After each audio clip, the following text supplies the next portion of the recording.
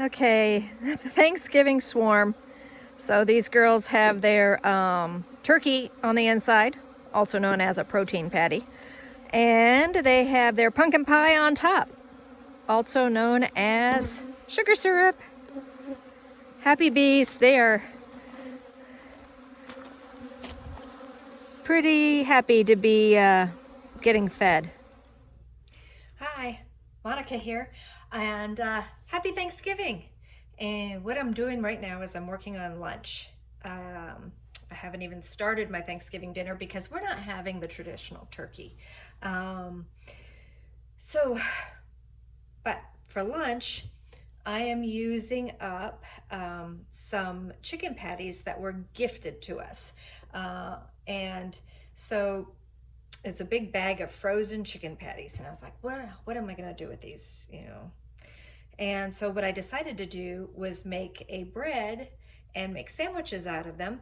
But I'm gonna do a cranberry walnut bread since it's a Thanksgiving theme. And I'm just gonna use my bread machine. I'm cheating today because there's so much cooking to be done. And last night I made a butter pecan cake with a vanilla frosting. So that's finished. And so what I have in here so far is 1 1/8 cups of warm water. And you want the water to be warm because that's what's going to activate your yeast. And then I also put 1 1/2 tablespoons of butter, and I have a 1/4 cup of packed brown sugar, and 1 teaspoon of salt and a 1/4 teaspoon of cinnamon in there so far. The next thing I'm going to add is 3 cups of flour, and I'm just using a white bread flour here.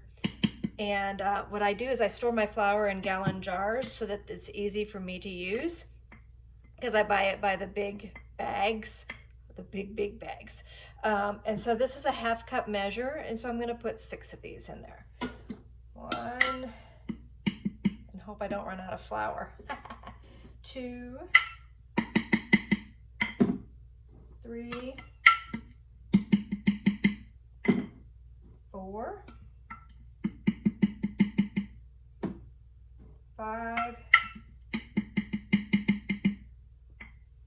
6. And yes, I had home economics classes when I was in high school, and I didn't sit here and, do the whole, that kind of thing. I just kind of whacked it on the side of my jar and called it good. And because I use that 1/2 cup measure in the flour for everything, I don't have to worry about cross-contamination. And I just throw it back in there, and I don't have to wash that measuring cup. It's just always used for flour. It's always there. I always know where it is. So that is one of your tips for in the kitchen. These are kind of hard to come by now. Nice glass gallon jars. I love them. So we got the flour in there, and then I'm going to just add a 1/2 cup of walnuts. Okay, that's about a 1/4 cup. I'm going to do one more because it's a 1/2 cup. There we go. And then I'm going to add about 1/3 cup of dried cranberries. I had a friend gift me huge bags of commercially dried cranberries. These bags were like this big of dried cranberries, and so I had to figure out, well, how am I going to preserve them? So I stuck them in a 1/2 gallon jar and stuck the silica gel packs in there to keep the moisture down. So I'm just going to take out about 1/3 cup, a little bit more than 1/4, not quite 8.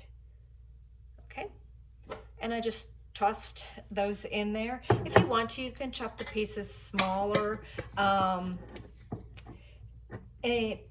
I don't. I'm kind of like, I'm gonna get it done. So I have about, another friend of mine, a relative actually, was moving and didn't didn't take her yeast with her, and I usually have these big, gigantic yeast bags, but this time I'm using up some of her yeast bags. And so what I'm going to do is I'm going to put 1.5 teaspoons, and I don't know how much is in these little packets, so I'm measuring it out to make sure. Guess what? That's about what's in there. I'm just going to dump all the rest of it in there. Okay, perfect. So 1 package to 1. So that's it from my bread machine, and now I get to turn it on to the settings that the bread machine recommends. So with my bread machine, I just did it on a basic with a medium dark crust, and we'll see how it turns out. This is a new bread machine for me, so I'm not quite familiar with all its settings yet. My old bread machine, I did make this recipe and it was fabulous. So that's what we're going to do. So for lunch, it's going to be a real simple sandwich made using the dried cranberry and walnut bread with the chicken patties in there, a little bit of mayonnaise, mustard kind of thing, some romaine lettuce, some sliced tomatoes, and some potato salad on the side. And so I'm about to go make some potato salad is what I'm making next. Okay, so the bread machine's making a bunch of noise. My chickens are coming out of a molt.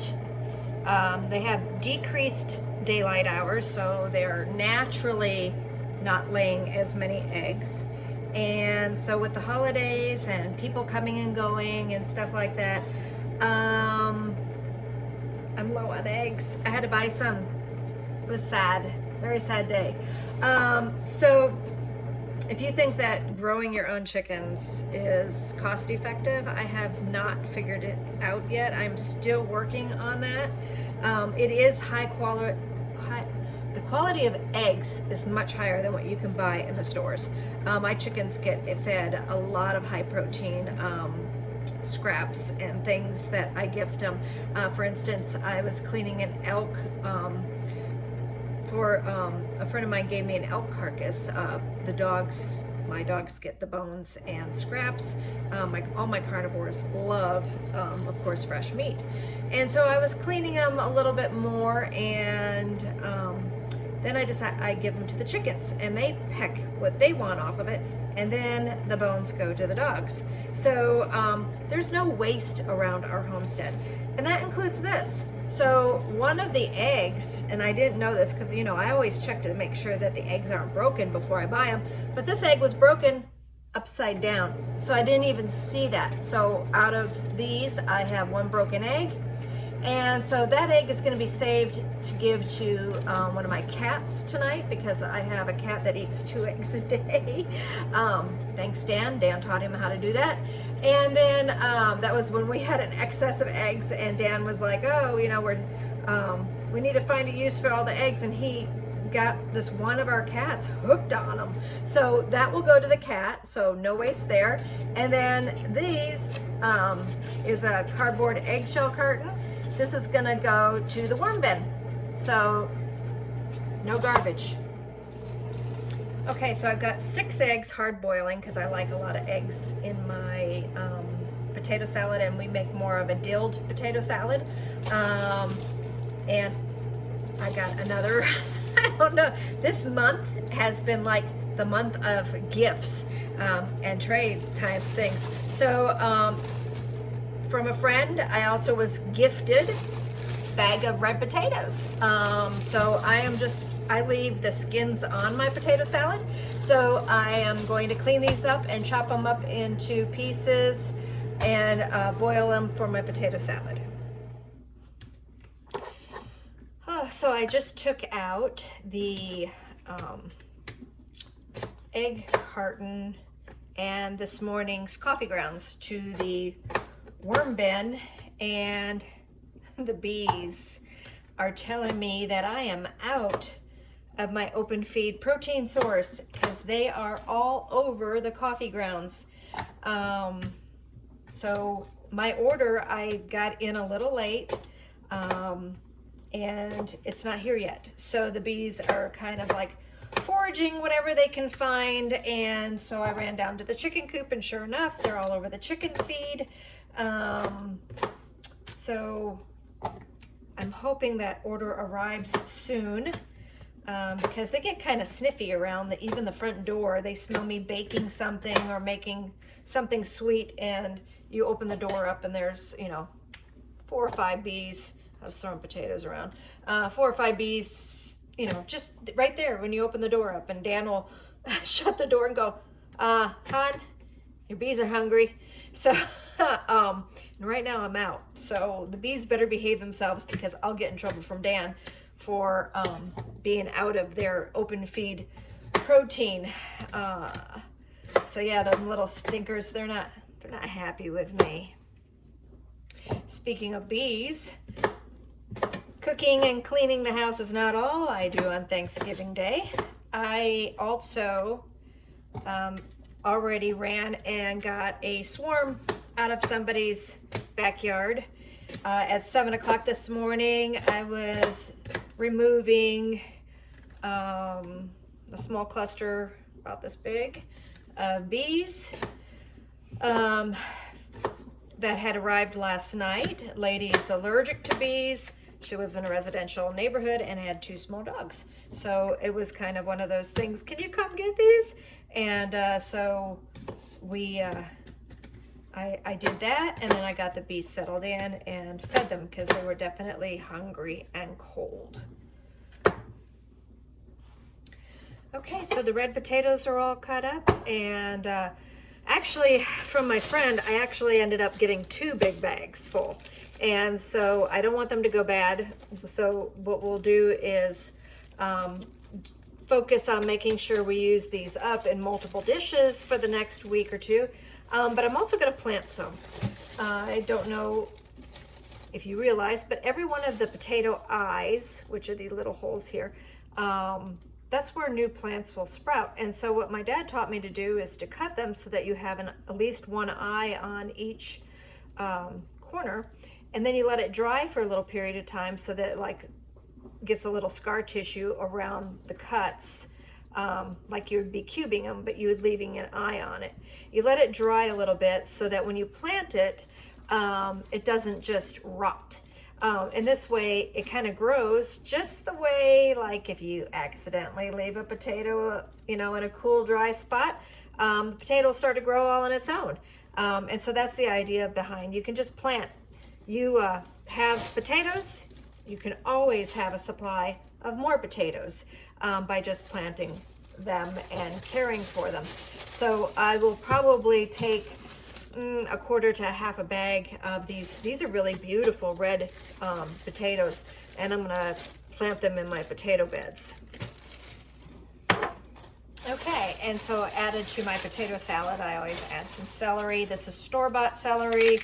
I always put a couple stalks in there. We do have some celery started.